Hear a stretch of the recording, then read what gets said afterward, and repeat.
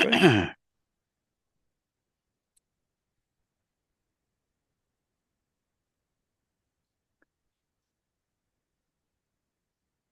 How you doing, everybody? This is Dennis Michelson. Welcome to the Science of Fantasy Football. Why the Science of Fantasy Football? Well, you get a meteorologist and a biologist together. They're going to use the scientific method, and that is guaranteed to make you a smarter fantasy football player. How can I give such a guarantee in anything in life? Well, it's just because the scientific method means we're going to use statistics in a smarter way. We're going to let the statistics guide us to the answer instead of cherry picking statistics to back up what we already have on our brains. And joining me as he does each and every week, he is the fantasy professor. He's a real professor, emeritus. It's John Bush. John, this is that fun time of the year where we get to But go through a lot of data. that's true. And we've got a few games coming. I know you're a Chiefs fan, so you're looking forward to that rivalry with the Buffalo Bills. And I think Washington, Philadelphia, I think everything's going to be entertaining.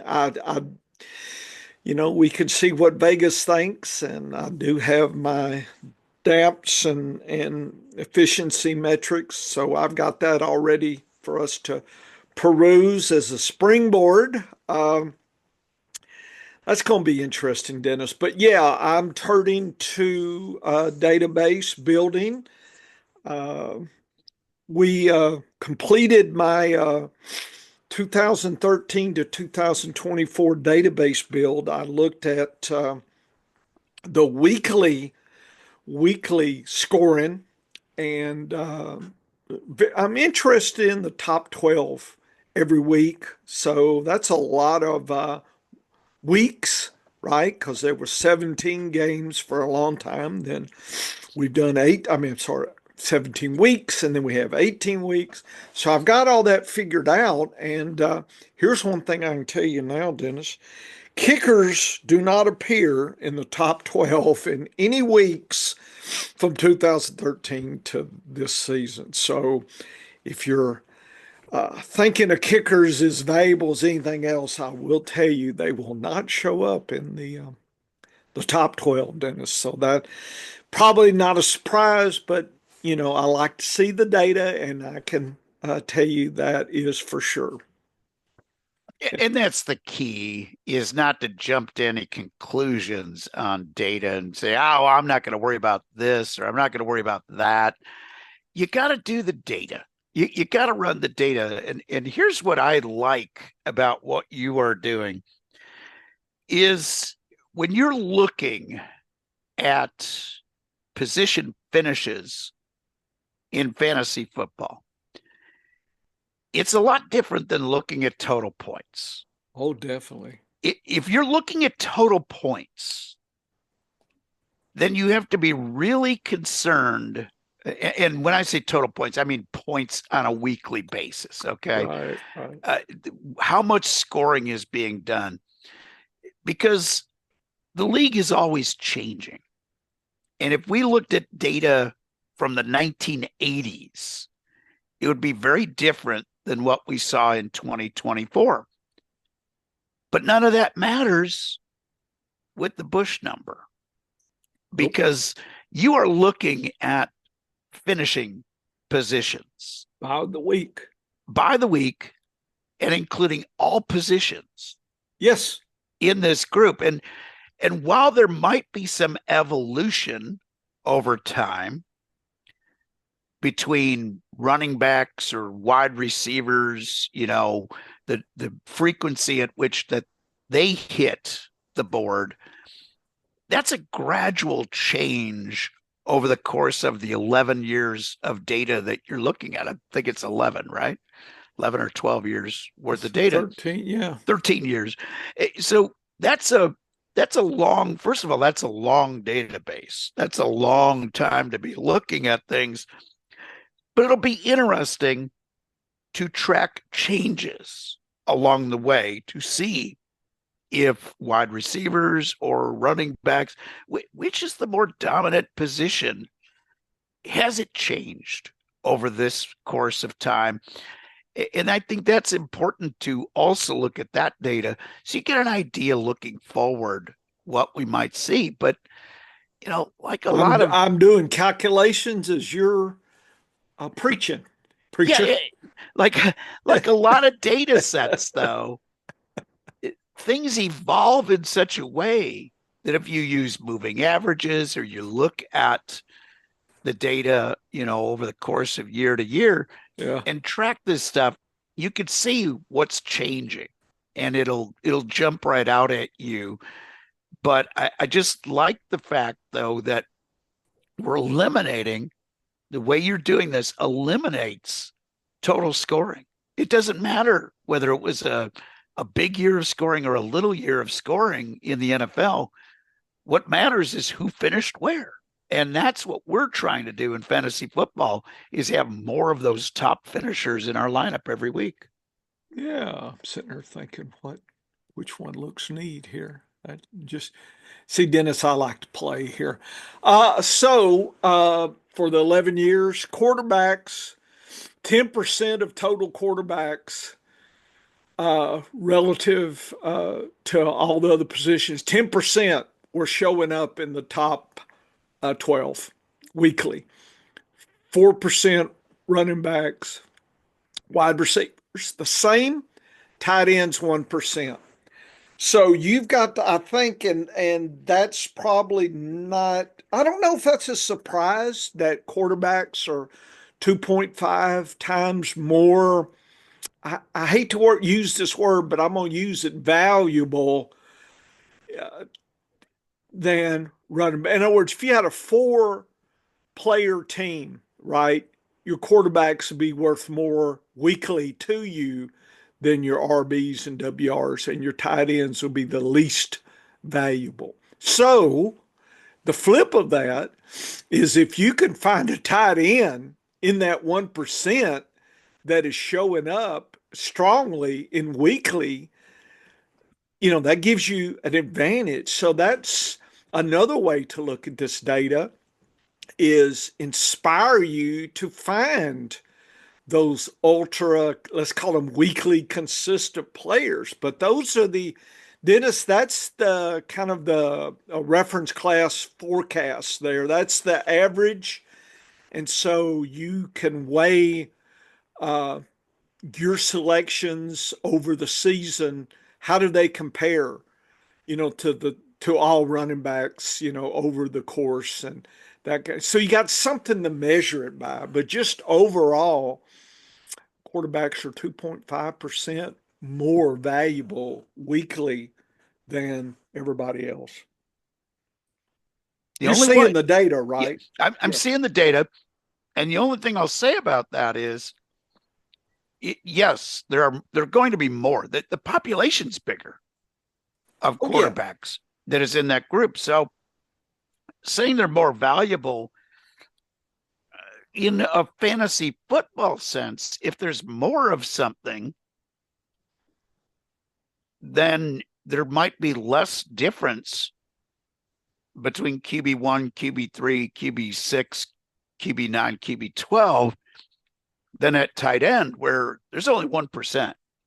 So if you are right at forecasting that tight end, you have a big advantage. That's what I'm saying. There's multiple Yeah. ways to spin this Yeah. data here, but The uh, interesting thing, though, Professor, is go ahead. we tend, as fantasy football prognosticators and players, to more heavily weight the elite running backs or the elite wide receivers on any given year. If you look at the ADP of the first round, how many players went And in it's the probably first round going or to the be first? skewed this year to RBs or Yeah. WRs, depending on what happened. And that's the point is we react to Yes. the data of what happened last year with injuries, what happened last year with eliteness. The data tells us the elite running backs and the elite wide receivers are dead even. There is no advantage between the elite of either class Over the 11 years. over the 11-year period. And 11 years is a lot of data. So for this to be basically dead even, I mean, that's as close to dead even as you're going to get. 4%, 4%. That tells me that our perception changes on a year to year basis, but the reality is with our first round pick, we have equal chances of being right on an elite wide receiver or an elite running back. What is intriguing here is this data says if you are the person who can be the tight end whisperer and figure out who that 1% is, that's not a bad pick late first, early second. And we've seen If you that were, when Kelsey was oh, dominant, that yeah, Kelsey would go towards yeah, the turn. yeah. Yeah, So yeah. very interesting. I find it interesting to see how this is over the whole database. I'd be curious to see if there has been much change from year to year. So what you do with that case is you just drop that in, and there it is. So I can calculate, Dennis, that last year was 71, but 2025 for quarterbacks, it was 75. So it looks to me, Dennis, if you look 2020, 2021, and 2024, those Or are the top three we've seen. So this idea of more significant QBs might be something that's there. If if you just take a quick look at this, in other words, I can copy this data and we can do you know uh, colorization here, Dennis. Again, this is not the end of this. This is just me, figuring it out. So if we look at, you colorize this, Dennis, you see right there. Take a look at the quarterbacks, uh, you know, and you can see, look at the last 5 years. I mean, we've had, but even 58, look at that. 2023, 58, uh, that beat 13, 14, 15, 16, 17, 18, a little behind 19. So something has happened here in the data, folks. And I think people are realizing it's a passing league now and people spot that. But I like to see the data that kind of confirms that. It's one thing to say it, it's another thing to actually see it and that kind of thing. So we can look at RBs and we can do the same. That's why I love colorization, Dennis. It's not as clear, Dennis. It's the trend looks like 17 was the highest, 18, 19, and last year we kind of actually came up a little bit, 61. That's look, interesting. look how his running back fell from 17 to 19. We started to Yes, see quarterback almost half. rise. Yeah. And then the quarterbacks took over in 20 and in 21. Yep. And that 2020. Look, was where our running backs fell the off. low was Yeah. the quarterback high. And then you look at 22 and 23, where quarterbacks were falling off. As teams go to these too deep defenses more and more, teams had more success running Yeah. for those 2 years. And now last year was kind of even. Like last year was fairly even for the running backs. They did okay. Yeah. And so, and by the way, Dennis, this is the first time I'm seeing this data too. So this is fun for me as well. See, I mean, tight end's very interesting, Dennis.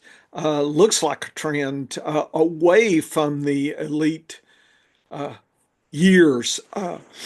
I've seen this phenomenon in total points. I call the golden age of tight end, and it's not now as far as in the top 12. So even more, if you can find that tight end that's, hanging out, uh, man, you got a great advantage compared to 16, 15, 14, and 13. I'm Had, I'm gonna be I'm gonna be fascinated next year. I think Brock Bowers is gonna be overdrafted. And when I say overdrafted, he's gonna be drafted right at value. yeah, Okay. He's not gonna be a bargain. I'm very curious to see where Trey McBride comes out in these drafts. If Trey McBride, depending on where he goes in the draft, he could end up being the more valuable tight end to have on your team. This is where it's going to be really interesting to see our first look at ADP, our first look at the new data is going to be very fascinating this spring because I get a kick out of everybody with their so and so is the guy you have to own, and they're saying this in mid-January, late January. Which tight end do you want on your fantasy football team next year? And my answer is always ADP will let me know yeah, because I want, and the same thing at quarterback. I want the cheapest elite quarterback that I can get. I want the yeah. cheapest tight end, elite tight end that I can get. If I can't get one cheap, Mhm. I'll probably go for the second level guys. So if I looked at player, Dennis, we could see these players from the different years and see, was there ever a dominant tight end? 2013, Jimmy Graham was a three.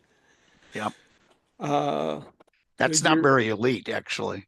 Jordan Reed was a three with Tyler Eifert. Remember him? Oh, So yeah. Jordan Yeah. Reed again. So Travis Kelsey, number in 2017, Ertz, Kelsey. Look at 2019, Waller, Henry, Andrews, Ertz. So boy, lean years. And let's see, look at 2022, 2020. So last year, Dennis, McBride, Bowers. But Just the overall, twos. Yeah. overall, it's been a while since we've had a three. I mean, you have to go back to 2021 Mark Andrews. So that's another thing. So 3 weeks, Dennis, that is elite in this way.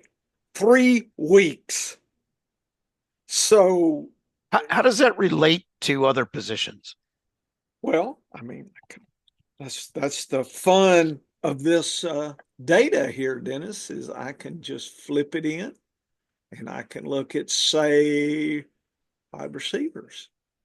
And that's tied in. So we can go to wide receivers. And I see a four, I see fives. Fives. Yeah. Yeah. Calvin Johnson, Demarius Thomas. Remember those guys? Oh, boy. Eric Decker was a four. Josh Gordon was a four. So let's go ahead to last year. There was a six in there. I saw a couple of Yeah, yeah. sixes. Isn't this fun? Is This this is fun or very what? fun. This is real. Oh, there I saw seven. Yeah, yeah. So 2024, let's see. We had a three, a four, Dennis, a four. So that tells Wow. me that, We're spreading the wealth a lot more. yeah. And, if we were to do, Look at Tyreek Hill in 23 and eight. yeah, look at that. That's insane. I could do a box and whisker and would really show, the comparison. So if we did, that, we could do that and do a box and whisker for last year, and it may not show that. Place a different type, this type of chart. Oh, inside a pivot table. Well, I'll have to do that. So, folks, I'm going to be enmeshed in this, and I think, Dennis, I'm going to spread instead of top 12. I'm thinking top 48 Oh yeah, and yeah. as a slice. So I'm Eh, already Yep. going to build the database here. I'll just show you. So the database is the year, player, position, team, the week, the PPR points that week, the weekly rank, okay, the sector, and then I'm going to call it the slice. So I'm going to have all that data. And of course, Dennis, if we figure out to merge this with, say, your MVP or best or something, at the weekly level, that would really expand. That's the thing, folks, is when you start building a small database, the next databases figure out a way to start merging them down the road. The more slices and columns, the more fun it gets. With the idea, of course, the data sample size goes down, right? You can only cut the pie so many, right? I know you cut the pie thin to keep your in-laws from dining at your house each week, Give them the old hobo slice, Dennis. The old hobo slice of pie. They won't come back again. See that? I know how that is. Get them in-laws. Cut that thin piece there. The old paper thin turkey. Watch their head explode. So, Of course, if you have two kids, by the way, yeah, and there's like only a portion of the pie left, and yeah, you have two kids, and they're yeah, going to be fighting yeah. You just eat the over who pie. gets the biggest one. Yeah, you That just eat the solves pie. that. You and the dog eat the But pie. but the other solution Yeah, I used with my kids when they yeah, were little, yeah, one of them would get to make the cut, yeah, then the other one would get to pick which piece they yeah, wanted.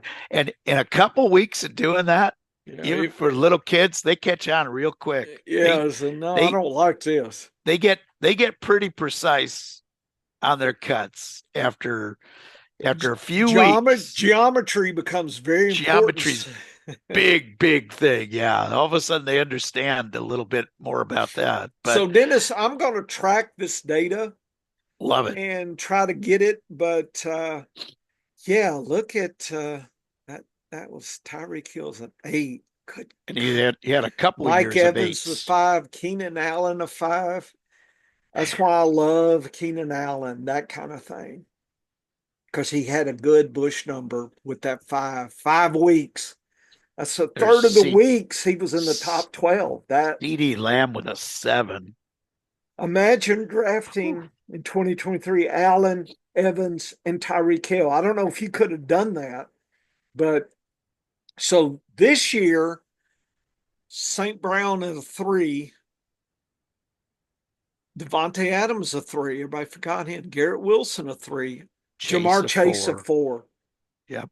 So Neighbors a 4. So could you have Evans a 3, Higgins a 3? So I'm just wondering, was there any way to grab, say 3 or 4 of the 3s or 4s? I don't know if there is, but that Well, would have been, yeah, I think there was because look at Malik Neighbors at a 3. yeah.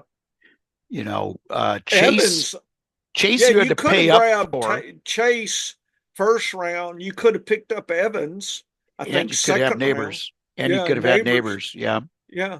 So that would have been, so those are things to kind of think about. I think, Dennis, when I look at this, is even put in the ADP in this data, and I don't know how far I'm going to get because, like I said, I'm just starting digging through, but I just finished the database Friday. So I'm going to look at Devontae Adams a 7.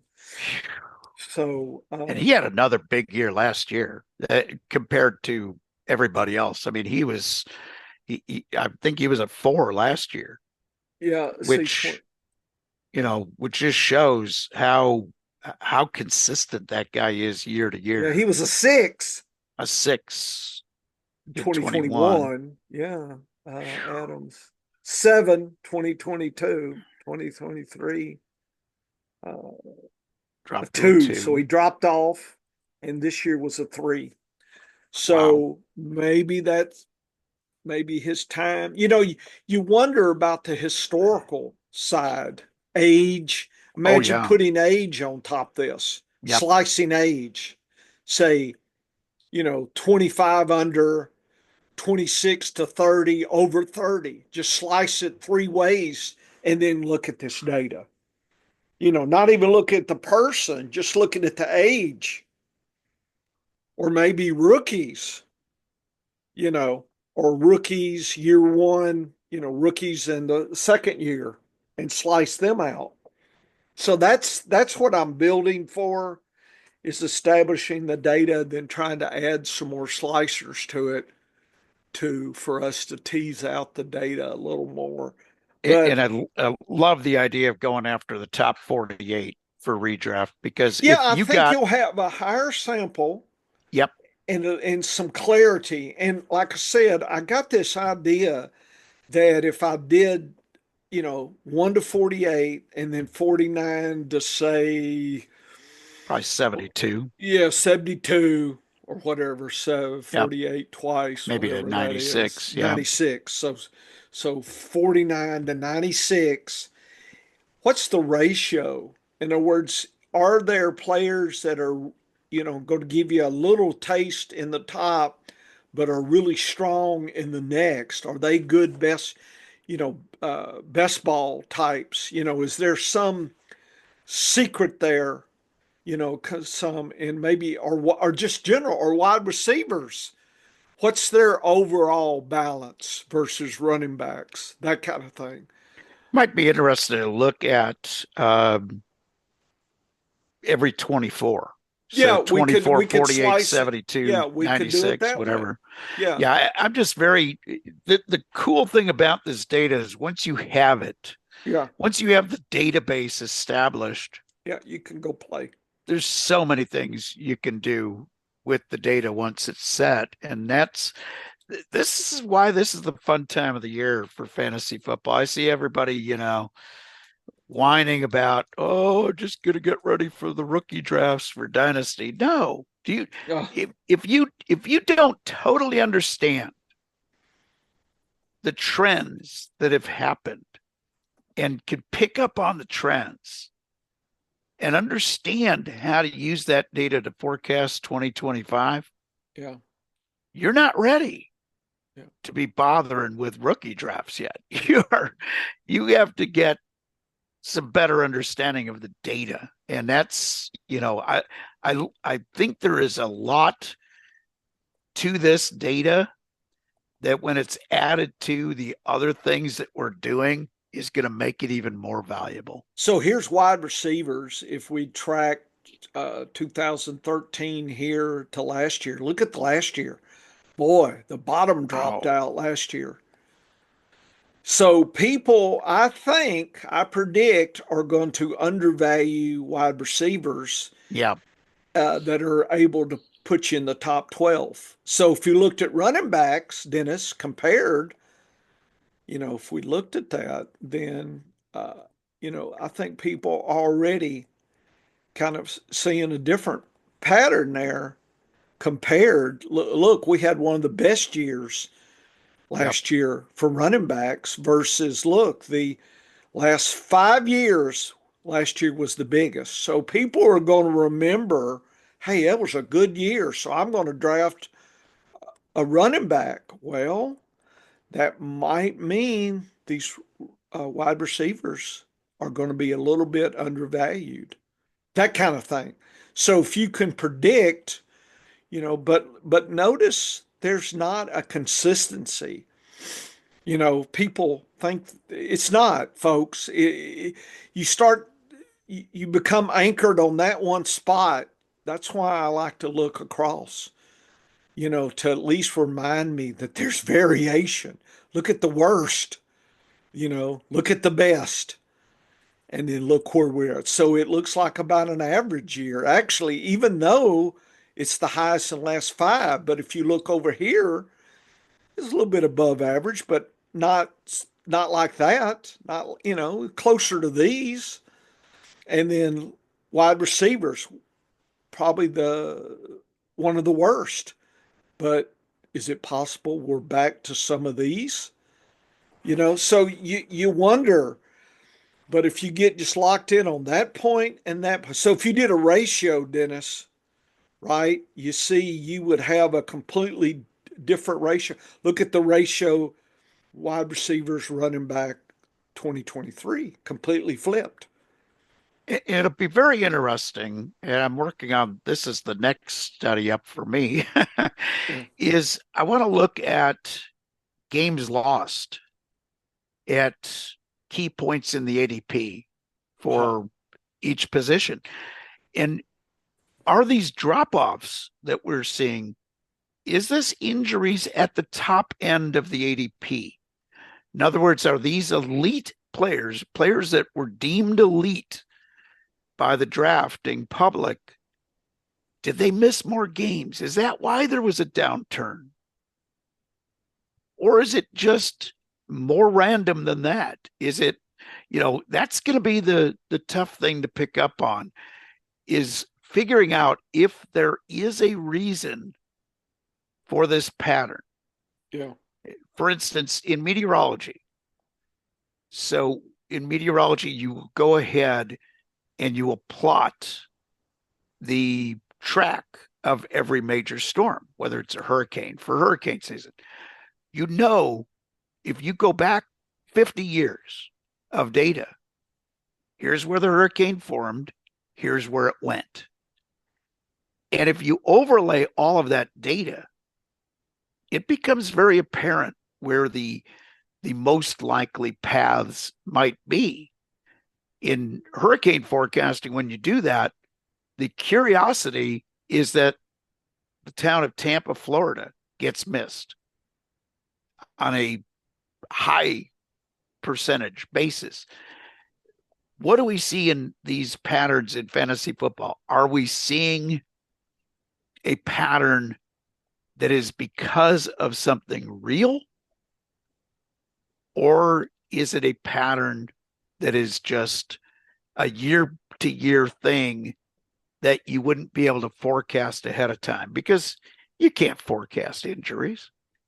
That's as much as you want to say, oh, running backs that had over a certain number of touches, they're more brittle the next year. Yeah, that could be it. Or is that an age factor that also comes involved? Or Well, is it just random? I look at the quarterback. Uh, Very interesting data. I mean, that is clean to me when Yeah. I see this. And I think if I looked at the two populations and looked at probably total weekly, like average PPR points, I bet you there's a difference as well. In other words, we're in a great time to have quarterbacks that are, you know, in the tops a lot. And I don't know if I even not sure if I looked at that, but if we look at quarterbacks and get some numbers here, Dennis, we can. Well, I love this data here. Let's look at quarterbacks and running backs. So I'm gonna come through and we'll present all this. So let's see what as I look through here. Aaron Rodgers was a six that year, 2016. I'm just seeing there's a six, there's a five, seven. Drew Brees, God bless him. A six, Deshaun Watson. He was good. Look at nine. Lamar Jackson, a nine in 2019. Kyler Murray, a seven. Remember him? Josh Allen, a seven. So you could track just high as look at Jalen Hurts, an eight. Patrick Mahomes an 8. Last year, let's see, Dak Prescott a 6, Josh Allen a 6, Lamar Jackson a 6. So this year, Baker out of nowhere a 6, Jalen Daniels a 7, Wow. Allen a 6, Lamar Jackson. So it looks to me Lamar Jackson has really had a long run here. But Jalen Daniels, welcome up, and Baker, welcome up. Uh, so it's about a third of the season. Those guys, if you could imagine, you could have had Baker and Jalen Daniels, and you streamed correctly. 13 weeks, you were in the top 12. Wow. You could see what the best that could ever be. About 13 weeks versus, a tight end, maybe 6. If you had a 3 and a 3 and you perfectly streamed them, but compared to everybody else's tight ends, 6 would have been amazing. If you can stream, Dennis, and you have some of this as metrics to kind of select, I think you could double your leverage. If you are, people say, I'm not going to worry about streaming. I'm telling you, if you got that skill down, and I think with our DAPs and whatnot, we're building those skills. Maybe DAPS is not the best, but whatever metric turns out, I'm telling you, I could see this data tells me if you can figure out a way to stream as perfect as you get, the rewards are going to be great for your team to be in that position. So Especially if you're drafting your second quarterback at that's a what I'm saying. very Imagine affordable a super price. flex. Yeah. I mean, this data is even more powerful for a super flex. Like I said, if you had Baker and Josh Allen, I could see Josh Allen second round and Baker, what, ninth, something like that, 10th. Yep. Yep. Can you imagine picking it and then being able to stream and pick it I don't know if you'd be brave enough, but I'm telling you, uh, that's something, another skill. Not only streaming, but have the bravery to set Josh Allen for a Baker Mayfield week. And That, yeah, what'll be interesting with this database, Professor, is because you've done the database now, yep, adding the DApps to it would be yes, interesting to see how often the you know how often of these 6 of Baker Mayfield, was a good dap. how many of those were good DApps, Yeah. and that will be a big key Mm-hmm. to how we look at this going forward. But fascinating data. I absolutely love this data because it allows you to look at different levels Yes. and understand where I am. And, you know, even looking at some of these guys, who might only be a 3 at this top tier, Yeah. what if the next 2 levels, what if Yes. most of their games are all within the top 48 and they don't have any bad games? Now, all of a sudden, that gives you a streaming opportunity as well, because while we concentrate looking at the top end all the time for obvious reasons, sometimes when it comes to streaming, it's avoiding that bad week. Yeah. Because even Josh Allen had a couple of really bad games this year. Well, What if Barkley, you're, yeah, Barkley was a 7 last year. I'm just thinking of running oof, back. So wow. you probably couldn't got Henry and Barkley. You might have. Can you imagine? If you did, that could have been 12. Yeah. Imagine having. I don't think you could have picked up Josh Allen and Barkley and Henry. You couldn't have done that. Well, you could have gotten Barkley and Henry. Yeah, and It, Mayfield and you could have and gotten, Jaden Daniels. yep. And you could have added Kamara to Yep, either of those two. he's a 3. Um, you know, I know Bucky Irving's only at 2, but he came cheap. Yeah. So there's Chuba a Hubbard at a value 3 thing. came cheap. Yeah. Uh, but it's interesting to think about, what the maximum is. Looks like for last year it was a 7. So that means that 11 weeks Barkley wasn't in the top 12. So how do you deal with that kind of an up and down? If you like, as you say, I think splicing it out, going further, bigger, maybe Barkley's closer to a 12 in the top 48. In other words, psychologically, if you're always looking at, who's the number one, you're going to be disappointed 11 out of 18 weeks if you drafted Barkley, and that's your level that you're focusing on, top 12. You're going to be But if like, I'm yeah, but if I'm looking at guys who finish in the top 48, yeah, if I've got a guy who's in the top 48, 10, 12 weeks, yep, I'm feeling pretty good about that player. And especially if he's 5 times in the top 12. right. That's it. There's going to be so many ways of looking at this data, but Mhm. having that breakdown as you're drafting your team for next year and understanding where these guys finished, Right, maybe over the last 2 seasons, right, all of a sudden you've got powerful data going in, and it's like forecasting a ceiling and floor yep, because hey, Barkley 7 weeks out of the season gave me the best ceiling of any other running back. yes, Now, if he finished top 72 in all but 1 week, now all of a sudden I got a player that's just a dynamite guy to have on in any format.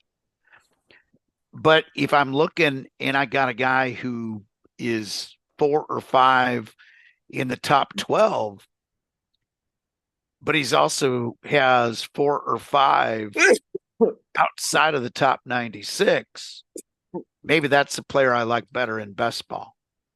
2013, Jamal Charles was a 6. Oh, he was a monster. Well, look at, I don't see anybody close. There's a 4, Reggie Bush. So the idea that there were bell cows, I don't know. I'm not, not not I'm not, not in other just 10 words, years not just 10 years ago.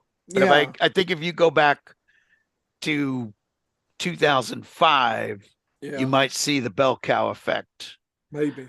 Although here's the thing, Professor. Yeah, I don't know. Back 20 years ago, they caught fewer passes. And if you're grading in PPR, I am. you don't catch those guys. So there's Todd Gurley with an And with an 8. 8, yeah, I remember Wow. that year. I Kicked my do butt too. in the finals. Thank you. CMC Yeah, that killed me that year. Todd Gurley was a with a 6. 7.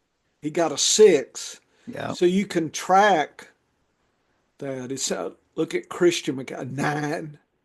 I don't think anybody's done a 9. That's why he still has such a, people who don't forget that 9 season. No, Maybe it's time to forget. Look at 2021. I see a 5.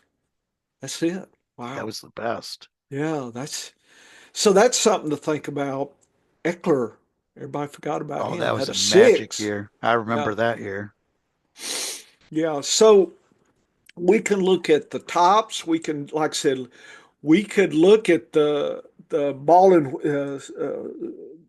the box and whiskers for the different slices, and kind of look at the trends that we expect. So your expectations, I think, are more realistic when you start looking at the data like this, when you get a handle on it. So, one of the reasons I like to do a lot of leagues, because, I'm not focused. If I only did one league, boy, that'd be tough. Just by random chance, most likely you're going to lose. You might get the playoffs, but, you know, that's tough. That's why, when you play a lot of leagues, most likely if you're fairly good, you go win a championship. That makes you feel good. That eases the sting. So anyway, I'm going to have a lot more fun and a lot more to say. And of course, Dennis, I hadn't even talked about per game. In other words, this is just looking across. It's not looking at games played. Yes. So if you divide by games played, say the top 48 divide by games played, you'll have, and then I scale it across each other. That's the Bush factor. So I include per The game played and against each other.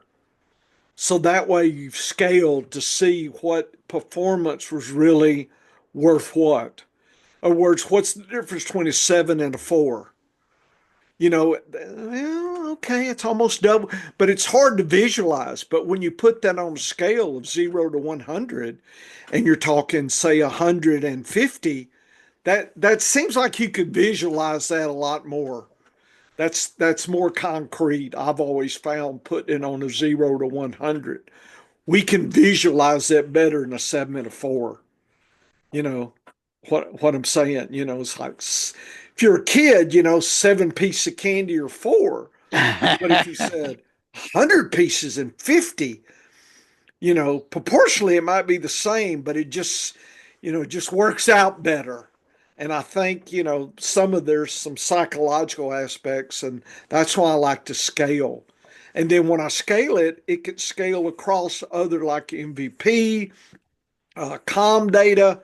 All that allows us to weigh things relative to each other.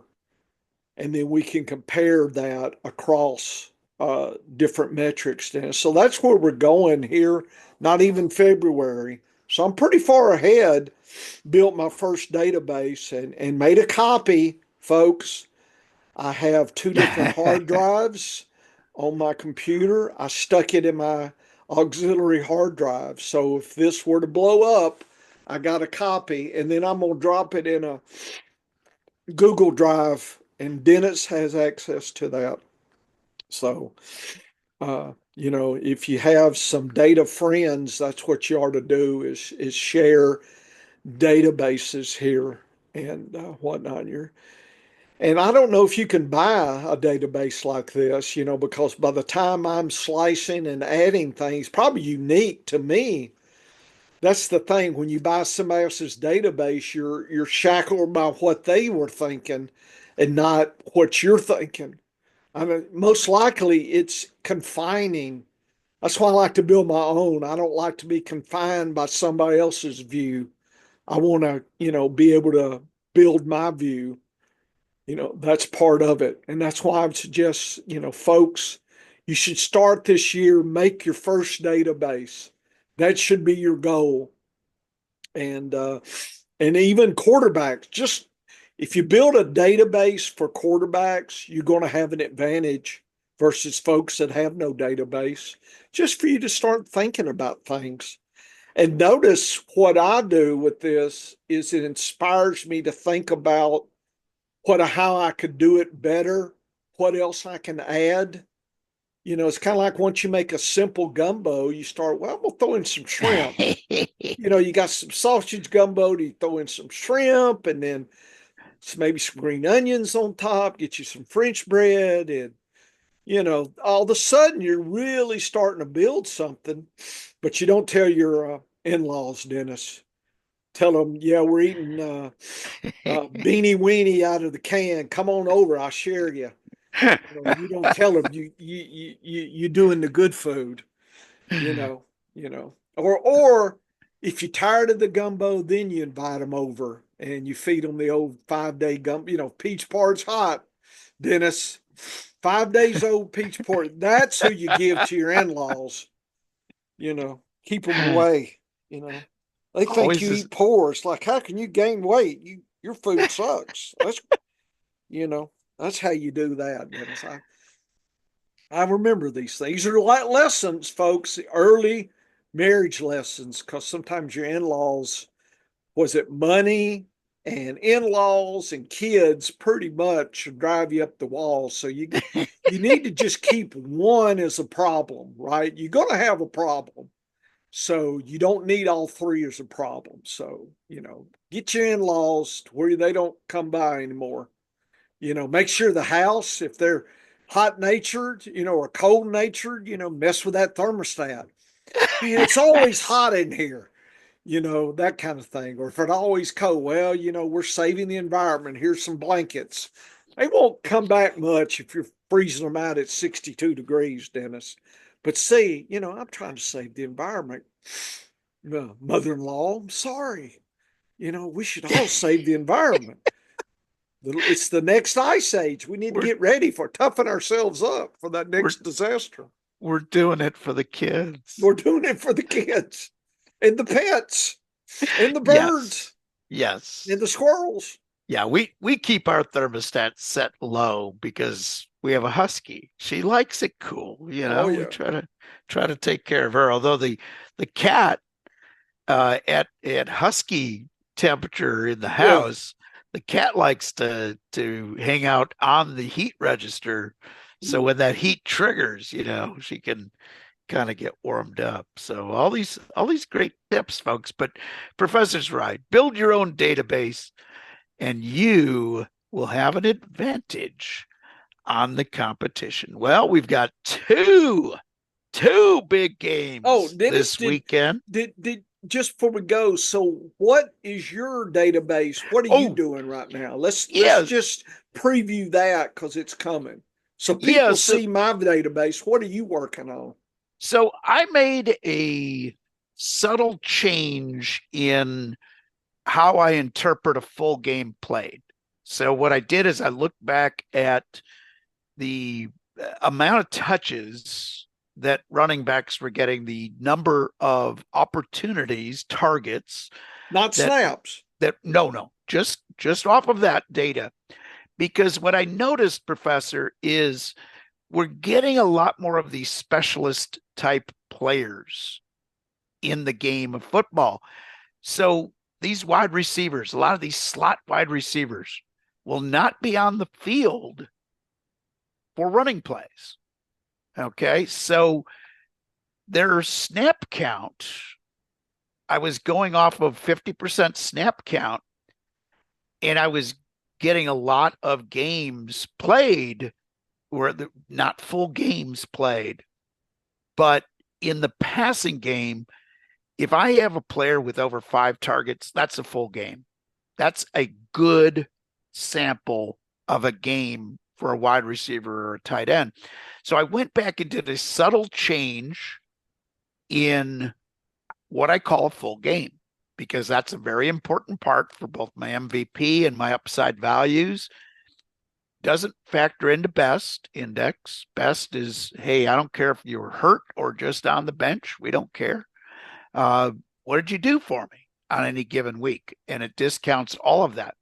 MVP and upside value, they look at the full games played, because the idea is, what if this player who is a part timer gets an opportunity? What can we expect out of that player?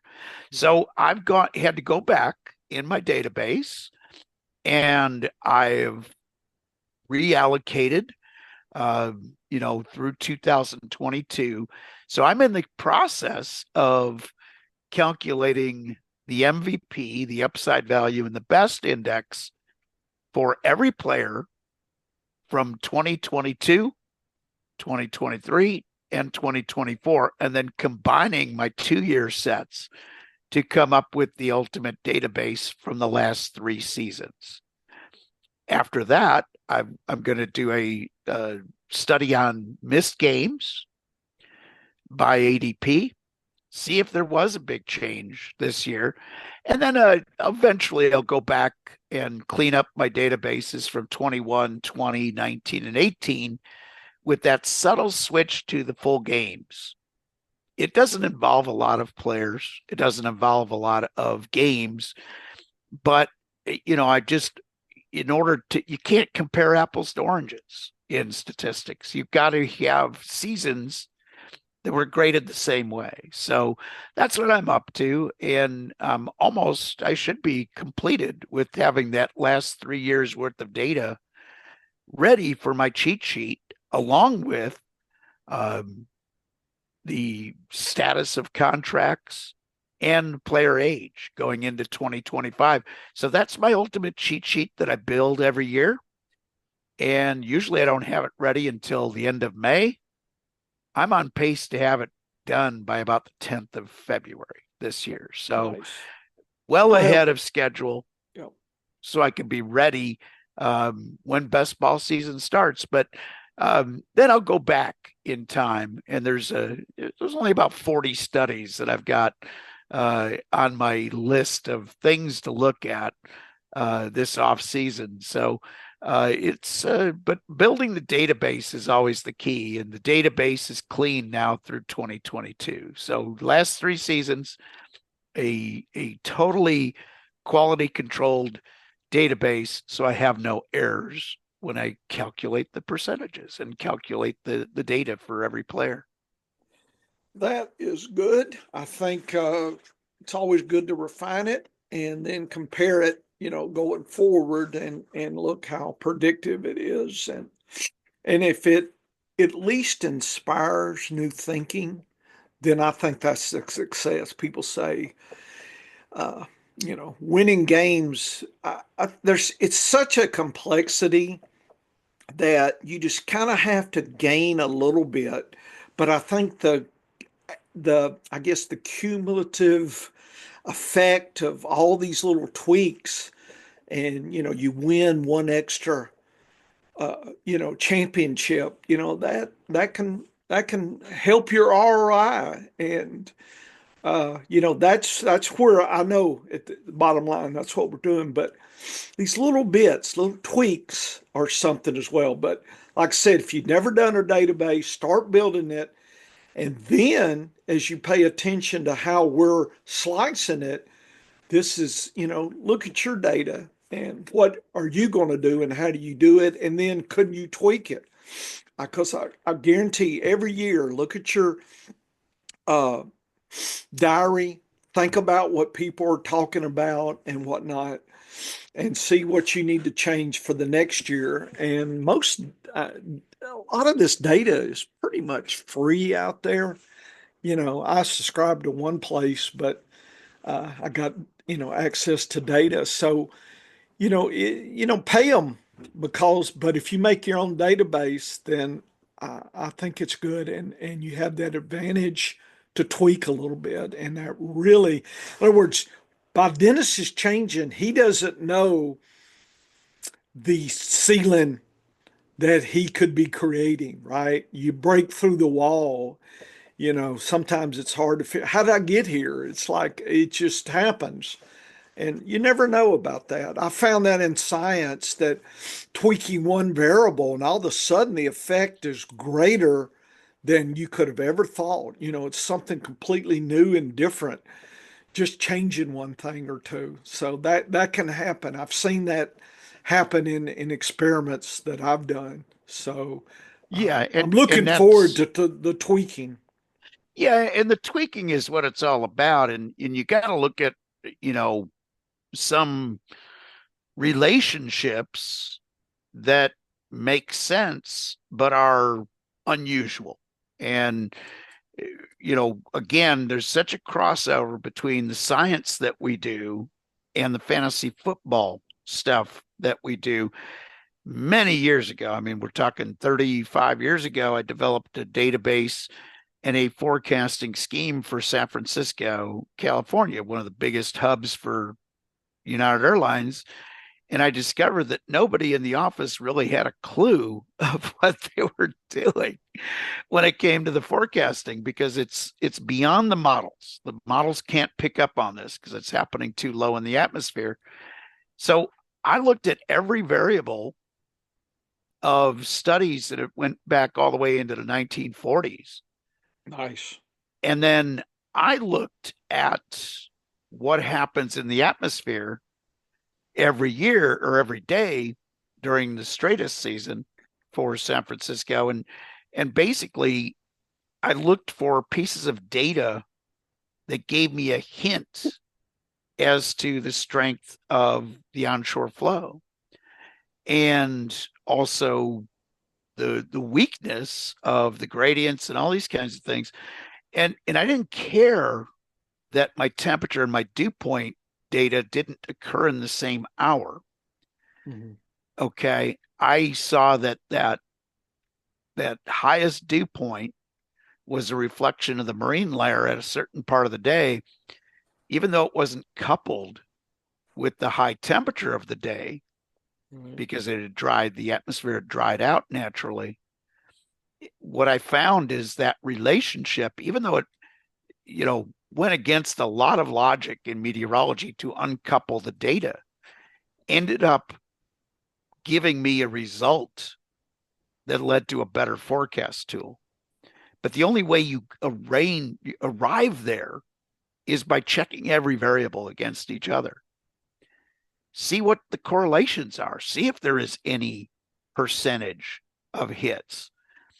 And in the case of meteorology for San Francisco, we weren't looking for there was no such thing as a 95%. Okay. we were not looking for that. We were looking for 75% and we were happy. Yeah. And you understood going in that even under the best days, you were developing a tool that was only going to be right 3 out of 4 times. That's what the statistics told you. But that was better than having no tool, or a tool that was only good 3 out of 10 times. So, there was no tool that made that 95% threshold. There was no combination of data that did that. And why? Because there was just too much variability from day to day. In fantasy football, we can play to that 95% because while the data is chaotic, it's not as chaotic as some other forecasting situations. But the key to any of this is that original database, because without the database, you have nothing to test against. Once you have that database, you now can test against any combination of variables and see what works. And if it's statistically significant, then you've got a piece that you can rely on. But remember that data from the professor of how chaotic his Bush number was from one Yes. year to the next. You all have to understand that as well. But what we're looking at is gaining an advantage, not perfection. We'll never reach perfection in fantasy football, and maybe that's one of the reasons that it's so intriguing playing with this data. Yep. Yep. I But agree. we will gain an advantage. And last year, Professor, combining our 6 variables, Yep. we had a hell of an advantage against the consensus. And as we refine our data even more and understand what it means even more, Yeah. I think we'll see that advantage gain. I think in some ways being ahead is going to allow us to start thinking about value a lot earlier. I felt like things were really crystallized about when we visited the expo. I feel like coming out of the expo, I had a better idea Oh of yeah. what value, and I'm thinking maybe we should strive to have that maybe before the expo, Yep. having a few weeks to kind of throw some best ball concepts at that, the 6 variables or whatever we decide to do. I think I want a little bit ahead of that. I think uh, I feel like I need some time to think about that Yes. that a little bit. I felt like we were right on top of it, but I feel like I would like to have more anticipation of where I should go. I think the adrenaline was going. Everybody was, you know, guffawing at everybody else's picks. I'm sure and I know they were yucking at some of ours and whatnot. And it's a different, that in draft, that live draft, Dennis, was different than what I'm used to, and I don't have a lot of experience like that, sitting in a bar and hooting and hollering. And, I don't think anybody can be at their best under those conditions. So I guess everybody's got the same, handicap, but I prefer the quiet thoughtfulness of a slower draft for me to, let that gumbo cook a little bit. Let it meld. That Vulcan mind meld. That's what I'm looking for, Mr. Spock. That's what I'm looking for, Dennis. So one thing that our data did do though last year, Professor, Hmm. is if I look at my diary, Hmm. okay, and I look at the dates that I drafted teams, Yeah. typically I went up, plateaued, and then I might even fall off at the end of the drafting cycle. And what I really think had happened for many years is I started listening to the group think towards the end of the drafting cycle. This year, Professor, I started out stronger than usual and still reached for that plateau, which happened right around the expo, right, week before or after. It was hard to tell by the leagues that I drafted, but it was close to that expo time. Didn't fall off.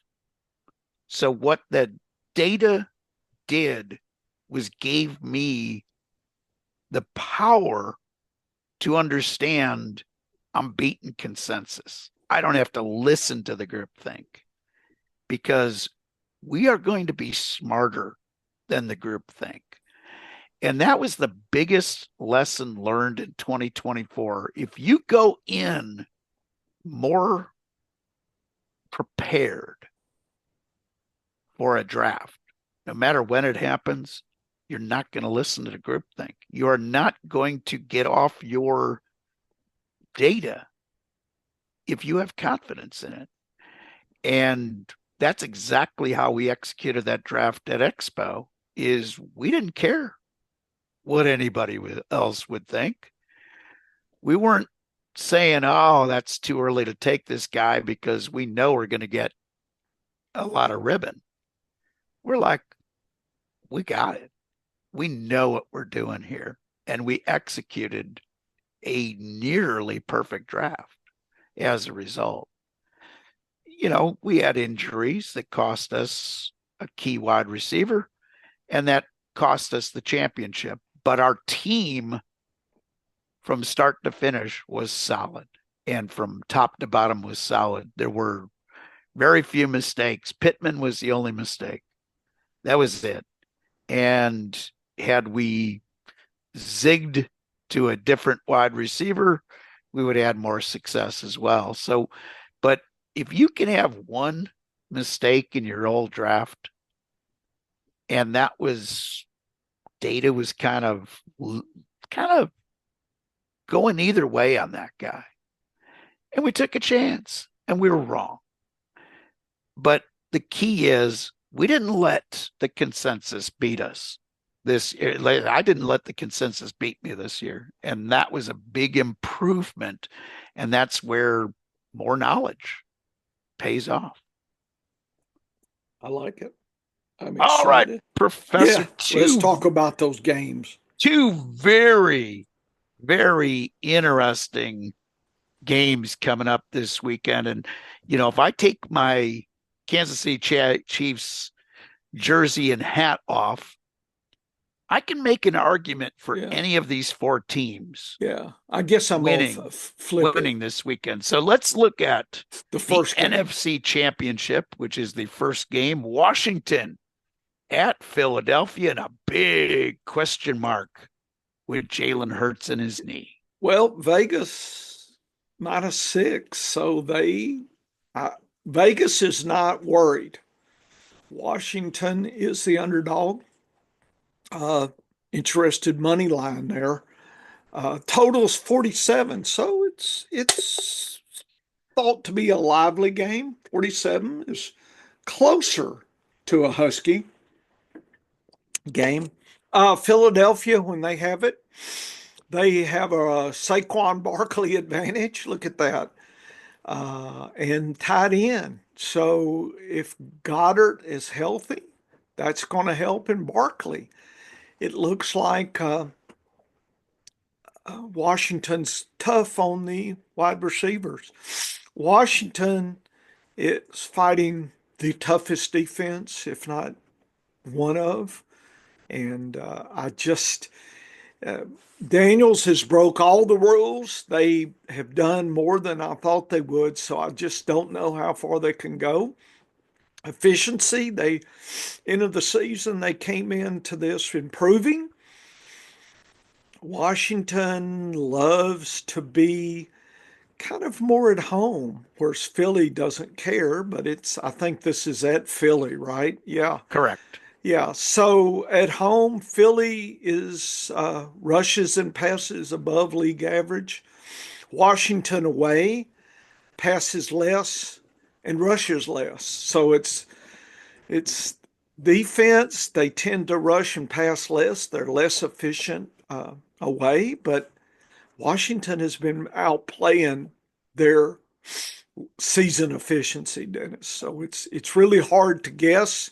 I feel like if Jalen Hurts can get out there, I think I don't know by six. This could be last team wins, and that's what I think this is. I think it's going to be a slugfest. So these two teams have played each other twice this year. Mhm. In one of the games, the total points scored was 44. Mm. In the other game played, the total points was 69. Yeah. That's huge. Like, there is no reading between the lines of those two games. They were the extremes Was the 69 when Washington was at home? at home. Yep. They're better at home. They're better at home. They're Yep. much better at home. And Yep. that shows up. 30% efficient. Yep, that showed up there. Here's the thing. So 44 is still pretty close to that 47 and a half. Yes. One more score, And and it's over. it would have been over. So I like the over in this one. Mm-hmm. I think both teams will be able to score, and Washington's going to have to pass a Mm-hmm. lot. I mean, there's no question that they're going to have to get some magic from Jaden Daniels. Philadelphia's defense has been really weird this year because they've kind of Jekyll and Hyde things. Like, they've looked really good or they've looked really bad. And I think Daniels is going to be able to make this a closer game. I'm not sure if I have the guts to play Washington straight up on the money line, Mm-hmm. but I do like the +6 and I do like the over. The reason I'm kind of I think if Hurts was 100% healthy, Mm-hmm. I wouldn't like that 6 points. But Hurts is going to be playing with a knee brace. And when he got hurt in that game last week, he didn't do anything running wise afterwards. Nothing. And he looked a lot more catchable by the defense. He was sacked a couple of times after he hurt his knee. So sometimes that week after the injury is just about the worst time. So knee brace on, limited mobility. I think that turns this into a very, very close game. It's kind of that pick 'em game, but I do like the over in this one. You do like the over, and you think Philly is going to beat them? too close to call. I would, if I had to put a bet on the money line, I'm Yep. taking the odds and I'm taking Washington because I think this game is very close.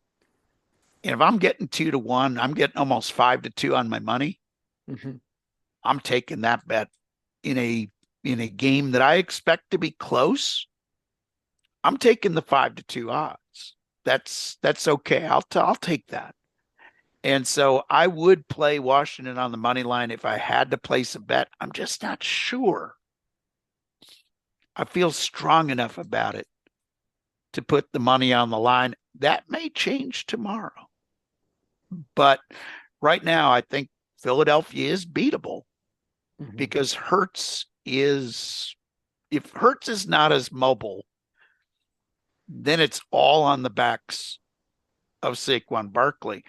And if you look at Saquon Barkley and what he's done here down the stretch, except for the big runs, he's had a lot of carries where he's been within plus or minus 3 of the yard of scrimmage at the end of the run. So he has not been consistently explosive, but he gets you 2 or 3 big gains. If Washington can contain him to one big run instead of the usual 2 or 3, then they can beat this team because I think if Hurts is less mobile, they can put pressure on him. But the key is Philadelphia cannot get behind the sticks. When they got behind the sticks, their offense didn't look good last week. Hmm. Washington, on the other hand, it's all on Jaden Daniels. Is this kid tough enough to pull off this game against a tough Philly defense? That's the big question. I don't worry too much about the extra tough wide receiver dap here because McLaurin has been the only guy who's been getting double teamed all year, and he's still found a way to get it done with Jaden Daniels. And I think Zach Ertz is in a good situation to have another solid game. So that combination factor, it's going to come down to turnovers. If Washington can play a clean game and they can get 2 Hurts, they got a chance in this one. Hmm. So you think Ertz is the X factor? Ertz might be X factor here. Definitely is. Well, that is intriguing there. Okay, I'm feeling Philadelphia, but I'm not feeling that spread at 6. I'm really not, and I think I'll be paying more attention to Hurts, and if he doesn't look like he's warming up good, that money line on Washington might be the play, Dennis, but it may Yeah. be a little early to make that final call. Yeah, I agree with you. I want to see what it's I want to sounding see like. all the insiders, let them pontificate about the warm up. I'm sure people are going to be watching. And here's the thing, too, Professor. What I hate Hmm. about a player coming into a game injured, Hmm. one big hit, And it's back again. one wrong step, and all of a sudden you may be heading to the sidelines. Right. So that has me very intrigued about this game. And I think Washington has an opportunity to pull off the upset. Nice. Okay. Who are these players here? Who are this team? This Cincinnati Uh, business. What is this? Buffalo, yeah, yeah. Kansas City -1.5. So that's pretty much a pick 'em. Yeah. 48. So they're expecting a lively game. Uh, Buffalo is not the favorite. Kansas City is favored on the money line. Buffalo's going to, James Cook is going to have to earn his biscuits. If Buffalo's going to win, Cook's going to have to beat the KCD. Uh, Buffalo, I don't think, I mean, Shakir's good, but overall, I feel like it's been Cook and Allen. And if both of those go off, Kansas City could lose, Dennis. If Cook is stifled or Allen doesn't get his usual, if they can box him in, I mean, if I was the Kansas City D, I think I'd try to take one of those legs out, either stop Cook or stop Allen. Have spies on him so he doesn't be slippery and get you 10 yards there and move the chains. Uh, so I think Buffalo has a shot if KC's defense doesn't stop Cook and Allen. In other words, I don't think the game comes down to Shakir or Dalton Kincaid. That's what I think. I think it's Cook and or maybe Ray Davis but the running backs or Allen, and if either one of those doesn't show up, KC goes to the Super Bowl. KC should be able to do anything it wants, Dennis, against this Buffalo D at home. Nothing seems to be an issue.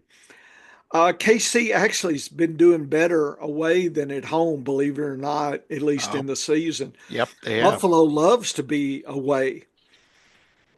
25% more better away than at home. How about that? Wow, that's Yeah, crazy. and they pass a little more, but really, uh, KC at home is all about that passing, 14% versus away. So uh, I think it's pretty straightforward. It to me the game is KC's D versus Cook and Allen, and I think Mahomes will do what he needs with Kelsey and Worthy and etc. So I guess I'm not feeling I'm that KC's got to have extraordinary games from their players.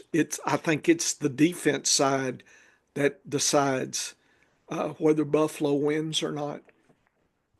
Yeah, and I agree wholeheartedly with that. There was 51 points scored earlier this year when the two of them met, but the Chiefs were without three key players on their defense that are all playing and are all healthy for this game, and they were without Pacheco, and they really hadn't figured out what they were. They didn't have Hollywood Brown either.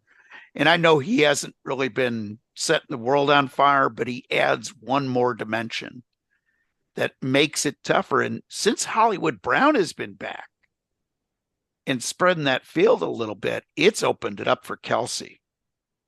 So Kelsey, his splits with Hollywood Brown and with Rashee Rice, from last year, uh, playing that similar role of scaring the heck out of the opposing defense with his speed has actually helped Kelsey. So I look at this situation and this is all on the Kansas City defense to once again stop the run. They only gave up 49 yards to the running backs. All three running backs combined had 49 yards the first time they played, and they played at Buffalo.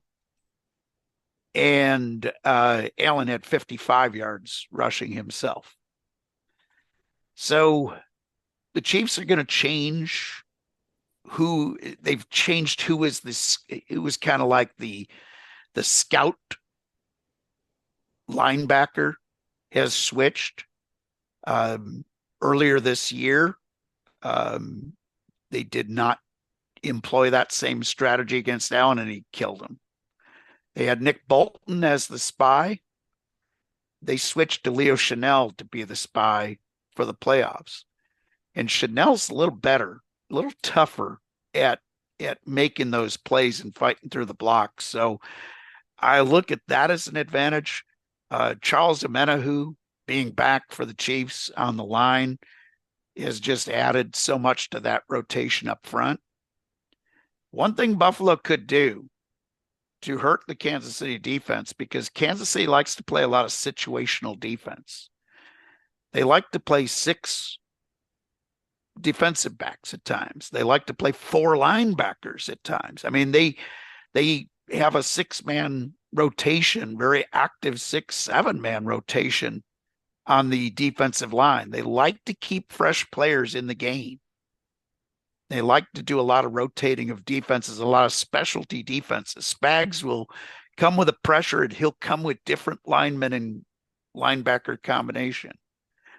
If Buffalo uses more of a hurry up offense, they can limit that and keep the Chiefs in more of a vanilla defense. That's what they did have some success in the first meeting between these two teams.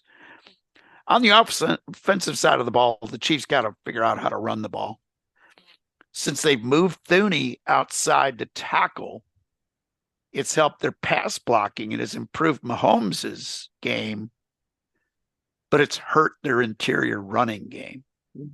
And Pacheco hasn't been the same since he came back. I would expect to see more of Kareem Hunt in this game than Pacheco. Nice. And if that's the case, I think KC could run the ball. But it's going to come down to the KC offense. They've got to keep the moving the ball, but they got to also shorten the game to keep Josh Allen off the field. Josh Allen's the only guy on that team that's going to beat the Chiefs because they contained Cook, they contained Davis, they contained Ty Johnson last time.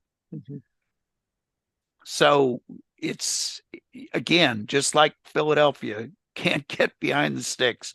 Buffalo can't get behind the sticks. But 51 points was scored in the earlier game without three of the key Chiefs defenders who were all on IR at the time. So I like the under here, but barely. And I like the under because I think the Chiefs are going to try to shorten the game. Chiefs have had a lot of these long drives. And if they can do that against this Buffalo defense, if they can hang on to the ball, they can shorten this game and get it under that 48.5. I'll take the Chiefs minus 1.5. This is going to be a close game. The Chiefs are vulnerable here because of their offense. And that's going to be the big key is if they can get some offense going against Buffalo here, if Mahomes can do his thing, then I think the Chiefs get a chance at that three-peat in the Super Bowl. But it's going to be a close game, folks. Yeah, and they've got it at the 6:30, so they're wanting it to be close. So I noticed you donated to the NFL official bribe fund or whatever they're Yes. calling it. So Yeah. glad Yeah. you put that in there. Well, here's Make the thing. sure the script goes the way it needs to go. So If you get a good portion, let's say you get 4.5 million Chiefs fans yeah. donating $50 or more Oh my goodness. to the NFL beneficial calls fund, Yeah. that should be enough. Oh, I think so. I think that should be enough. Yeah, So I mean, we'll have the script. Yeah, so I think the Chiefs get the calls. Yeah. I want it to be. I want there to be a couple of really close calls that go the Chiefs' way, so people can lose their minds again. Especially those Bengals fans. They seem to really be still hot. It's like the Bengals don't realize they didn't even make the playoffs. Yeah. Yeah. I want to see Philadelphia and Saquon Barkley. I feel like this may be the pinnacle of Barkley's year. Yeah. I would like to see him, go to the Super Bowl and whatnot. And so I think just me, I would like to see KC because, when I go to the Hall of Fame, I don't want to be any question. It's the Hall of KC there. This illusion that it's about all the other. Just let's just let's get real. Hall of Fame. Come on, we know what's going on. And then when there's another three-peat team comes along, okay, they can run the show. You put the mothball with Andy Reid's face shield and all that. Taylor Swift's ballet shoes and all that goes into the closet, and the Saints folks can make a little room. We'll give you half the broom closet, Dennis. When your time's done. So Saints are or hiding in the broom closet waiting for the next 20 years. I don't know if I'll live to see the next Super Bowl the Saints get to. But anyway, the Saints broom closet, I'm going to have Dennis take a picture. I'm going to have my, saying, I'm going to just point to the closet and say, our goodies are all in here. Mop bucket, the whole thing there. And And I do think it's very possible here, Professor. yeah, I think it's very possible, and this is getting back to reality here. yeah, I I think there's less than a 0% chance that this will be the last game Travis Kelce plays in Kansas City. So this is I it. would expect him to go out wanting to have a big game because I think there's a possibility that this is it for Kelce. I hope it's not because Yeah, I enjoy watching this man play football. yeah.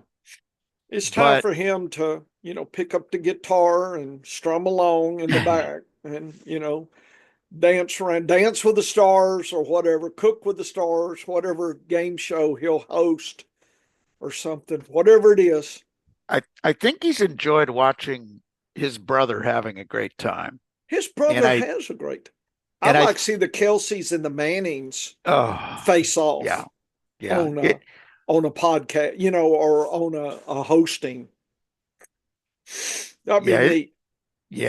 it's going to be interesting what the next chapter is for Trav. I think he's actually going to go into acting. Yeah, And I think he'll be good at it. Like I think he'll if he gets the right movie to yeah, launch his career, he could have a really good solid, like The Rock or somebody like that who mm-hmm. has a good solid career in acting. I think he could pull it off. He's got the personality, but I do think it's very possible that this is the last home game we'll ever see Travis Kelce. So I expect him to go out with quite a big game here. But I'll tell you, yeah, I'm a big Chiefs fan, have been my whole life. I can honestly tell you, Professor, Yeah. I won't be upset with any of these four teams winning the Super Bowl. I can see a storyline that makes me happy about each and every team. Uh-huh. Like you mentioned with Philadelphia, it's all about Barkley. I think it is. I'd I love to think see. I think Hertz can come. I mean, he'll maybe get another shot at it, but just feels like Barkley. Running backs are so fragile position. The injuries. I just don't know if he'll ever have a better year than he had this year. No, and with Washington, you got the Jaden Daniels story, and Yeah, he's ascending, Dennis. you got Dan Quinn, who was thought of as a lousy coach when he was Yeah, in Atlanta, and he's made everybody kind of eat all those words. But great to see him yeah, get in there. The Bills. What fan base has been almost. teased? Teased. I mean, they're the only ones to go to four Super Bowls in a row, but they lost all four of them in a row. I don't even know what that would feel like. And the words "wide right" Yeah, have got to sting if you are a Buffalo Bills fan. So, even as the biggest Chiefs fan in the world, there's a reason I'd enjoy seeing any of these teams at the top because I think the four best teams at the end of the year are all here. I don't think there was a fluke in the playoffs. I think the teams that are there earned their right to be here in the Final Four. I think we're about to witness a tremendous, tremendous day and night of professional football. So head on over to the Science of Fantasy Football. Check out the DAPs from the professor and I'll check post out those. Yeah. all of the articles that are there. I if you want to become a better fantasy football player for next year, check out all of the video lessons of the professor. You will enjoy it. You will also be well instructed on how to improve your game. And then come back here next week for another edition of the Science of Fantasy Football. Get to work, folks. All right, Professor. That was good. It's good. There was a lot of energy. You woke me up. Yeah, I it was is kind of good. like in that I'm not quite awake yet mode. Yeah. I think it was just a data trance. I get Yeah. into Well, these data trances. yeah. I just wanted to show you the data there Oh, I love that that stuff. That was that good.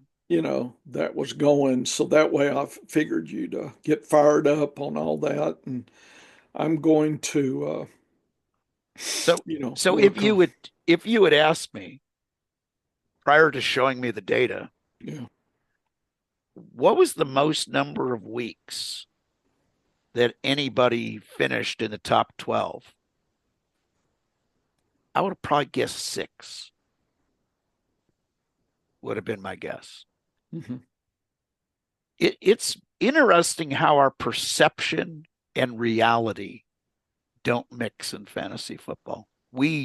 It's just like when I've said, oh, if this guy gives you 15 points today, oh, I'd be disappointed in that at running back.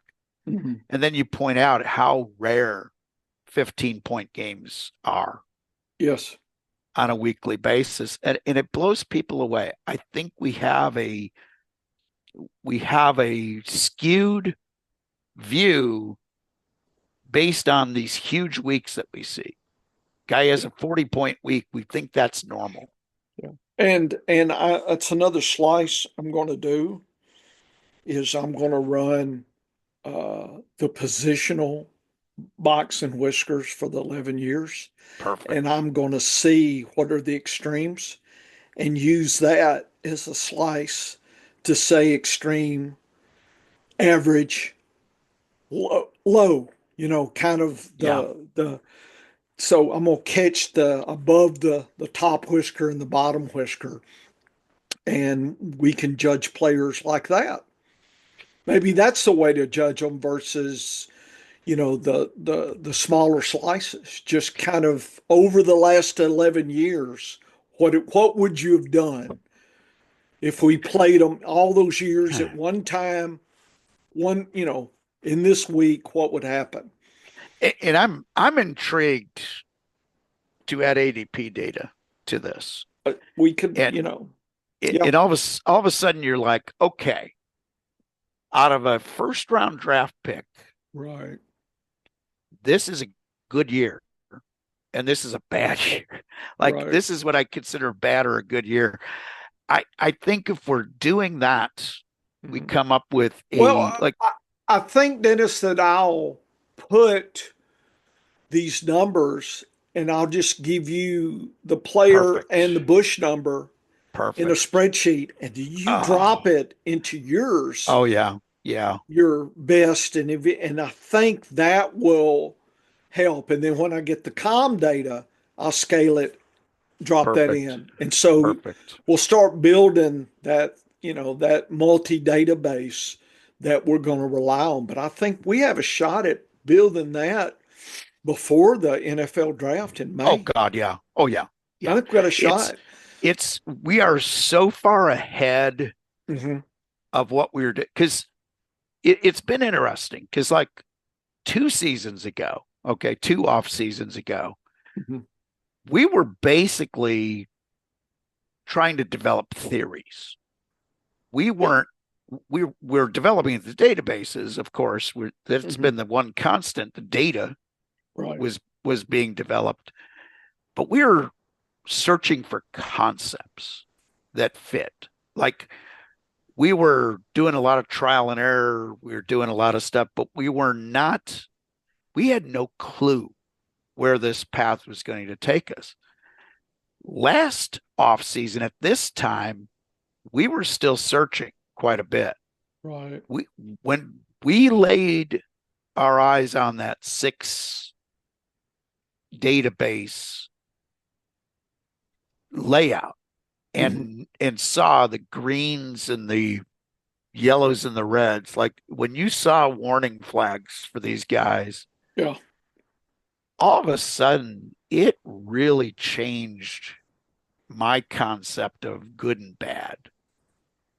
It changed what I was looking for in a player. And I think every year we don't get 1 year smarter, Professor. We Mm. gain about, we're like, versus other people out there, we gain about 5 years of knowledge every year, but it's because of the massive number of leagues we play in Yeah.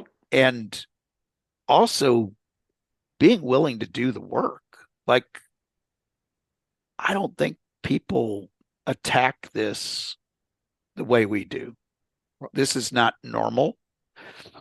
And as a result, I think that gives us an advantage. And I've loved the way you compare this to the early buyers figures. That's It, what I it, think we have an advantage. oh, Yeah. Can you huge. imagine? And, I always wonder when he's looking around and he's saying, I'm really tearing it up, but he realized that at some point people are going to catch on. Yeah, His numbers are going to get out and the yeah, value's going to drop. And so yeah. he's thinking, if I sell these, I got guaranteed I income. make money. Yeah. Yeah, forever and ever.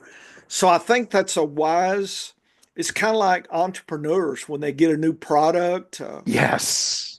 have Yes. this lead time, but eventually everybody's doing the same thing.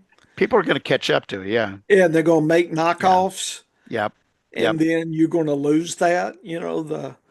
There's only so many months that ShamWow is going to be popular, and Yes. then all of a sudden everybody's got a Yes. There's ShamWow, and then 47 imitations. Yeah. yeah, and they'll be half the price.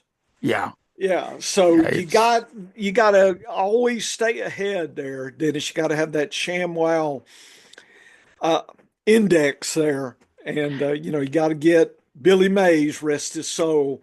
You oh know, God, I met that guy. He yeah, was a he was. lunatic, Yeah, man. but you got to be In the. person, he was more of a lunatic than he was.